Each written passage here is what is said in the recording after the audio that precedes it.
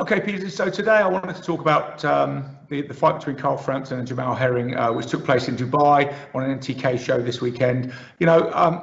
Frampton was bidding to become a three-weight world champion. I want to talk a little bit about that fight, and then I really want to do a bit of a tribute to Carl Frampton, really.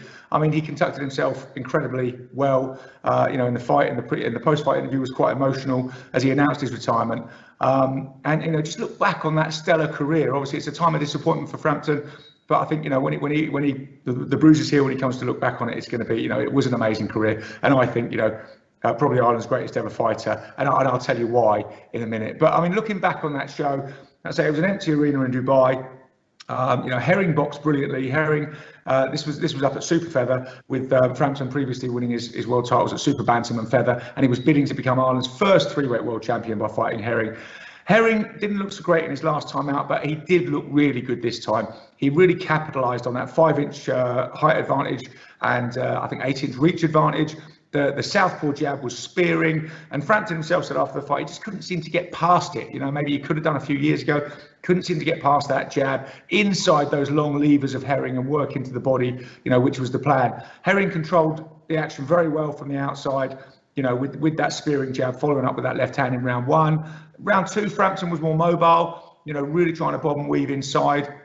But even when he did get inside, to be honest, Herring was quite strong inside. It was thought that if Frampton got inside, he could bust him up a bit. But Herring was strong inside as well. The third was the same. And then in the fourth, Herring did suffer a cut over his left eye, and the blood was dripping into his eye, so it seemed to sort of galvanise Frampton a bit, and he went for it a bit more, and he did have some success. But again, Herring was also strong on the inside, and the problem was the more Frampton put the aggression on to try and capitalise on his advantage, the more he left himself open for those shots of Herring. And then in the fifth round, he did seem to walk straight onto a straight left hand, which put him over. And then in the sixth round, it was a left uppercut that really did the damage. He was wobbling all around the ring. He was trying to fight back, but he looked on unsteady legs, and Jamie Moore threw the towel in to end that great career. Then, like I say, we had quite an emotional address from Frampton in the ring, saying that was it. He said if he lost the fight, he would retire. I mean, he did say, he didn't really come in, though, I think with 1 foot outside the ring and 1 foot inside. He did say he had a great camp. He really expected to win, came to win. Gave it all, and I think he just wasn't there. It was time to go, and he announced his retirement, and said boxing's been very good to him, but it's also been a bit bad to him at times. He's had his trials and tribulations inside and outside the ring a bit, and he just called it a day. But Frampton is one of those people that you don't see that often in boxing. We've got our trash talkers, and they'll always be there, and they sell a lot of tickets and all that sort of thing. But Frampton was just one of these guys. He was like a gentleman warrior. He was great inside the ropes. And he never really had a bad word to say about anyone outside of it. And you've got to give credit as well to Herring, who's cut from the same cloth. Just a really good, good fighter, good skills, very tough. But also, just genuine love between these two. I think they showed great respect between the camps, between the fighters, and it was wonderful to see.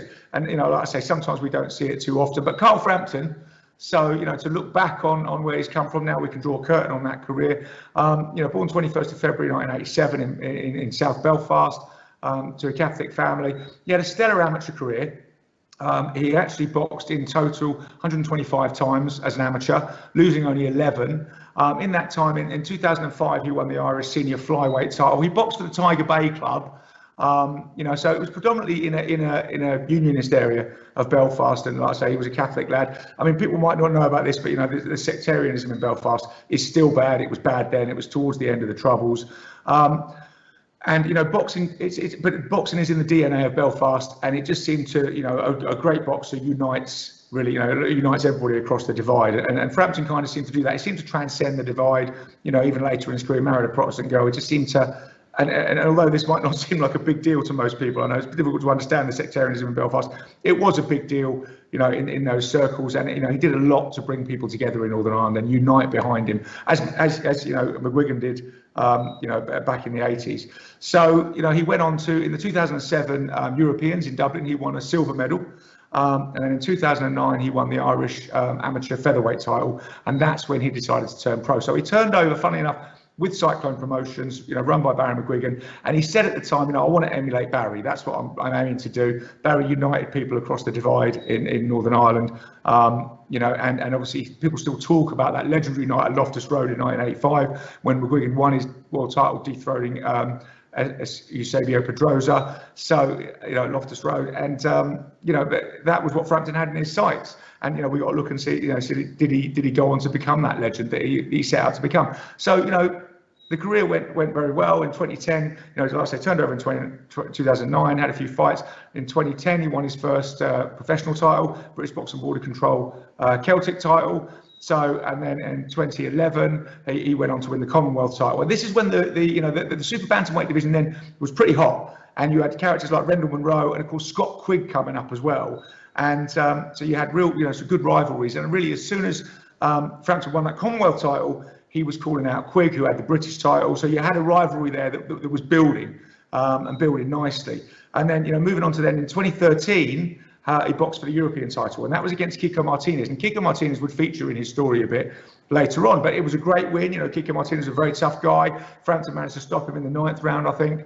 And Martinez had never been over before. So, that was a good win. He was now European champion. Interestingly enough, Kiko Martinez went off and then won the IBF Super Bantamweight World title. So the stage was set really in 2014 for Frampton to challenge Martinez again, 19 months after their first meeting, for the world title. And this was the first big night of Frampton's, the massive night. It was outdoors in the Titanic Quarter in Belfast. As I've stressed before, across sectarian, he crossed the sectarian divide. The whole of Belfast was behind him, 18,000 people in this outdoor arena to see him be victorious over Martinez on points this time and lift that IBF title. So world champion, in 2014. So, he was coming through. He was popular. He could talk well, good looking guy. He seemed the whole package, and he could fight. He could really fight. The accolades started to come in 2014. He was RTE Sports Personality of the Year. The wins kept coming. In 2015, he was actually voted, I think it's worth these little accolades outside the ring. He was voted by Zoo magazine as Britain's coolest man. Now, his competition in there was Tom Hardy, David Beckham, among others. So, we're talking about somebody who's really transcending the sport now and getting recognised. He was always sharp suited when he was going to the races and stuff. And like I say, he was a good looking lad. So that was quite an accolade. Britain's coolest man in 2015. And then we come into 2016. Now, this was his superb year. I think when you look back on this, this will be seen as the year that he really cemented himself, the best year he had. So in 2016, in February, he fought Quigg. So finally, the Quigg-Frampton fight came that everybody had been calling about. Like I say, it'd been a few years in the making, both undefeated. And they came together in Manchester for this huge fight. The Manchester arena was absolutely sold out. Frampton's fans travelled all the way over. You know how passionate the Manchester fans are getting behind Quigg as well. So incredible atmosphere. Unfortunately, the fight didn't particularly live up to the atmosphere. It was a little bit slow. Frampton kind of controlled the early rounds with Quigg coming in later on to try and close the gap. It wasn't a thriller. But Frampton prevailed on a split decision victory, so another title. So now he'd unified the super bantamweight titles, and he got that great victory. So he went on. Then we're thinking, what's he going to do next? And now he had the WBA and the IBF title. And then later on in the year, he actually decided to move up in weight. So he decided, he was struggling at super bantam. He decided to move up to feather. Now this set the stage for an amazing fight. In 2016, he boxed Leo. In July 2016, he boxed Leo Santa Cruz at the Barclays Centre in New York. Again, a passionate Irish crowd. You get a great Irish crowd in New York. And this was a humdinger of a fight. I mean, Leo Santa Cruz is an incredible fighter, was also undefeated at the time. And if you look back on Frampton's record, he never ducked anyone. And you're going to see a lot of undefeated fighters coming in against Frampton and losing that and Leo Santa Cruz was to be one of them. An incredible fight. And he prevailed on a majority decision. So he was now a two-weight world champion. So he'd unified the super bantamweight title earlier in the year. Then he moved up to featherweight and he won the world title, against Leo Santa Cruz in an absolute barn burner, a classic fight. You know, with Leo Santa Cruz having that come forward, punching in bunches, Mexican style, and Frampton really meeting fire with fire and using his superior skills to prevail. You know, and obviously there was great clamour for a rematch. So he was also voted, talking about accolades, 2016 Fighter of the Year by the Ring magazine, you know, which is a huge thing that every fighter wants to get. So the unfortunate thing is, I suppose, if you look back now, that was to be his last victory in a world title fight. Because the following year he rematched Leo Santa Cruz. It was supposed to be in Belfast. And I suspect that things might have been a bit different if it was in Belfast. But in the end, the fight ended up in the MGM Grand in Las Vegas.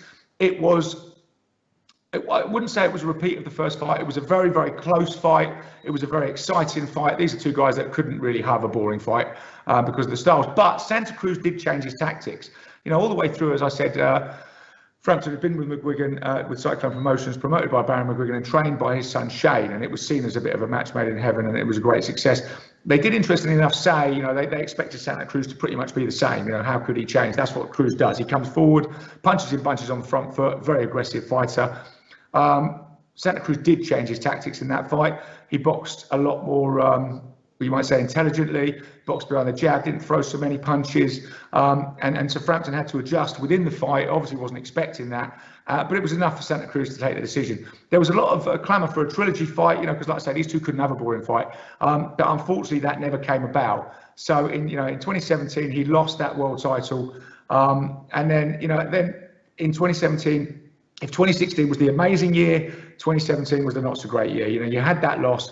Then you had a sort of strange thing where he was going to fight and then he didn't make the weight. He came in 1 pound over the featherweight limit, and then the fight was scrapped at the last minute. And then he seemed to have a falling out with the McGuigans, and he parted company from Shane and Barry, and that seemed to get very acrimonious. He went and took on MTK as his advisors. Started training with Jamie Moore and signed with Frank Warren. You know, and as we all know from people who've seen the recent Panorama program, McGuigan and MTK, you know, is a big divide there, and a lot of bitterness from McGuigan. Anyway, this all ended up in court, you know, unfortunately for Frampton, and it's a real shame to what was a bit of a fairy tale story. But you know, he carried on. You know, he gelled with Moore very well. You know, outside of the acrimony of sorting out his previous promotional and training arrangements, he seemed to be very happy in his new arrangements. You know, the win sort of came on. You know, he looked good, and in 2018 he went up against Josh Warrington at featherweight to try and take Josh Warrington's IBF title. It was, you know, brilliant. Christmas 2018. You know, great fight outdoors in Leeds. But Warrington, you know, his style was very much rising. You know, it was a points defeat, so it was a second defeat for Frampton, and so, you know, again, he didn't have a world title. You know, a few more wins came along, and then, you know, finally we had the final fight against Herring yesterday, when I think, you know, Frampton said it just wasn't there anymore. You know, so he finished up with a record of 28 wins, 3 losses, unified the super bantamweight title, won the world title at featherweight, had some incredible fights, and I suspect when we look back, we're not going to remember the empty arena in Dubai, where he just looked like he didn't quite have it anymore at that top level. You know, I think we're going to remember the nights in Belfast at the Titanic Quarter. We're going to remember the nights in, you know, in the Barclays Centre in New York, that incredible fight with Leo Santa Cruz, which I think was his real high point. But we are going to remember the Las Vegas rematch. You know, we're going to remember the night in Manchester with Scott Quigg, if not for the incredible fight, if for the incredible build-up and the incredible atmosphere. And like I said, you know, he's conducted himself impeccably throughout his career. He's a gentleman warrior. You know, he deserves all the accolades as he goes off into the sunset, and you know, he's got a wonderful family. You know, and that's what he said he wants to dedicate his life to. And I think he did succeed in becoming that legend. You know, he was important in Northern Ireland again as a focal point for people to forget about any sectarian differences and come together over what was undoubtedly a great guy and a great fighter. He succeeded in that. You know, great achievements inside and outside the ring, and I just wish him all the best. And you know, hopefully he'll stay involved in boxing. Like I said, the bruises have yet to heal from that fight. You know, and it must hurt at the moment. But I could see Carl Frampton being an amazing trainer if he chose to go down that route, or maybe a promoter or whatever. But hopefully he'll stay in boxing, because we need people like that. You know, he's a wonderful credit to the sport, and I just salute Carl Frampton. Thanks very much for the memories.